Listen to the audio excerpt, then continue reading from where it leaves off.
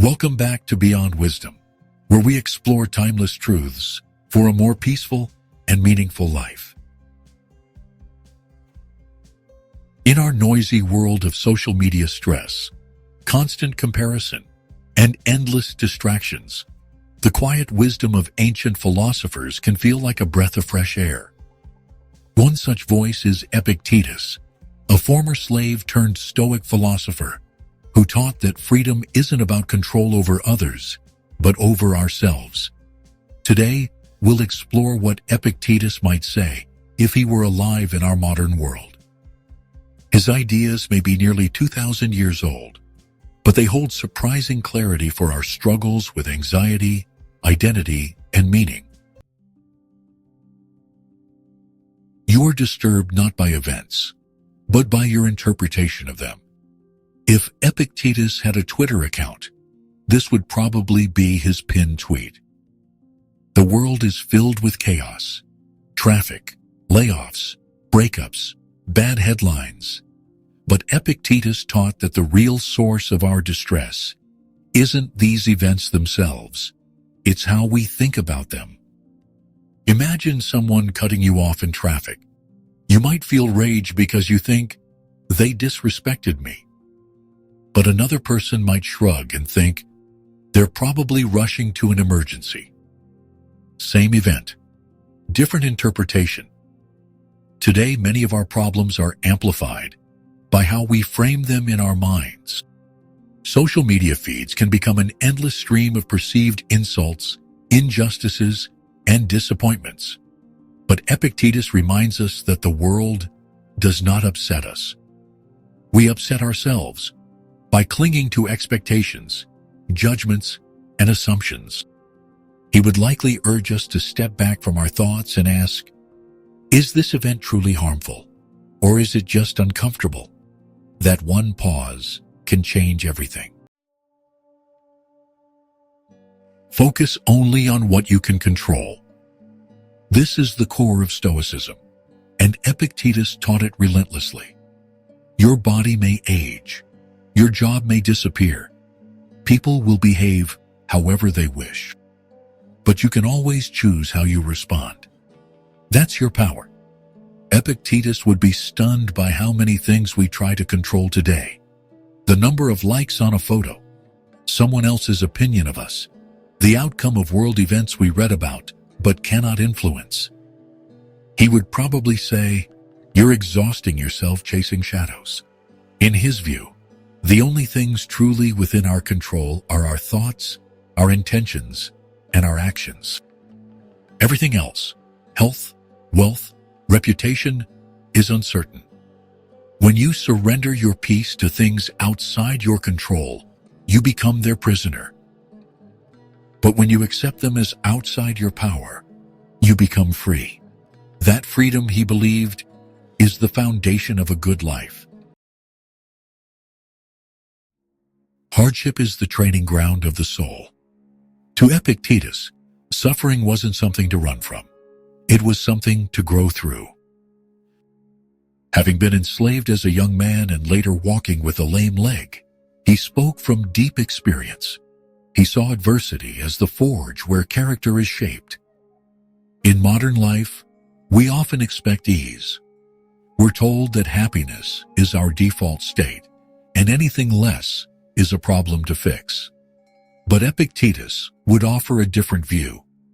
That difficulty is not a detour, but the path itself. Whether you're facing burnout, grief, or failure, he'd likely say, good.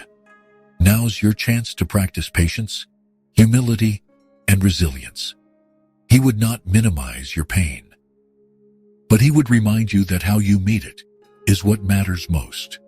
As he once said, difficulties show what men are. Not in the sense of proving ourselves to others, but in the quiet, personal sense of discovering our own inner strength. Don't seek approval, seek virtue. One of the most liberating ideas Epictetus offered is this: we are not here to impress others. He taught that our goal should not be to win praise or admiration, but to live with integrity. In today's world, where algorithms reward appearance over depth, and where people curate perfect lives online, this can be a radical message. Epictetus would see the endless chase for validation, followers, applause, status, as a distraction from the real task, becoming a good person. Not perfect, not popular, but honest, courageous, kind. He believed that virtue is its own reward. If you live rightly, you don't need recognition. You don't even need results. Peace comes from doing your best with what life has given you and leaving the outcome to nature. It's a quiet kind of confidence, the kind that doesn't shout, but simply is. Practice daily discipline of the mind. Epictetus didn't just speak in grand ideas. He gave practical advice, like a spiritual coach. One of his key teachings was to examine your mind every day. What did you dwell on? What fears gripped you? What desires distracted you? Today we check our phones more often than we check our thoughts. But Epictetus would encourage us to reverse that. In a world of constant inputs, news, comments, messages, our attention is fragmented. He'd likely say, reclaim your mind. Just 5 minutes of silence, a morning reflection, an evening review. These simple practices build what the Stoics called prohairesis, the ability to consciously choose your response to life. Without that discipline, we're just reacting. But with it, we become authors of our days, even if the world around us is in turmoil. True wealth lies in needing less. Epictetus lived in poverty by choice, believing that the fewer things we need, the freer we become. This isn't about rejecting all comfort. It's about recognizing the trap of endless craving. He saw that the desire for more money, more pleasure, more stuff, often leads to anxiety, not peace. Today's consumer culture is built on the idea that happiness is always one purchase away. But Epictetus would ask, what if you already had enough? What if the deepest contentment came not from adding more, but from desiring less? To him, wealth was not in possessions, but in freedom from dependence on them. That's not a rejection of life's joys. It's an invitation to enjoy them without being ruled by them. Gratitude, he believed, was the true gold. Keep death close, not to fear it, but to live better.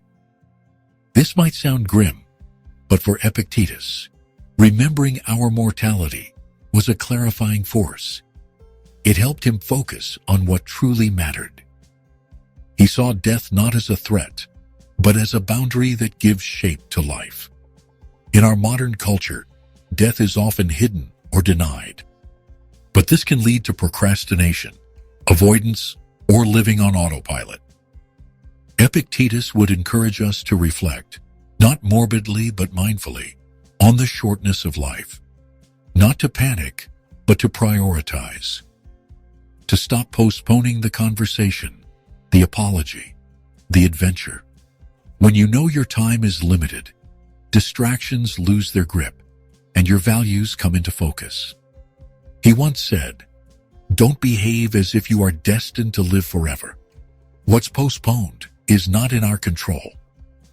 That thought alone can make you more alive. Epictetus may have lived in a time without smartphones or skyscrapers, but his wisdom reaches across the centuries.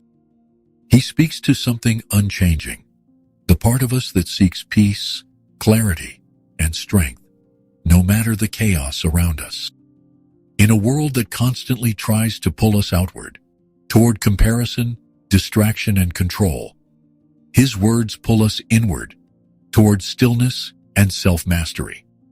Not through perfection, not through force, but through quiet attention to what really matters. His wisdom isn't about escaping life. It's about meeting life fully as it is, with courage, humility, and grace. When you face a modern challenge, stress, uncertainty, disappointment, what do you think Epictetus would tell you? Share your thoughts in the comments. We'd love to hear your reflections. Thanks for watching.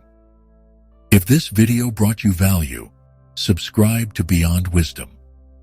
Until next time, stay calm, stay strong, and stay wise.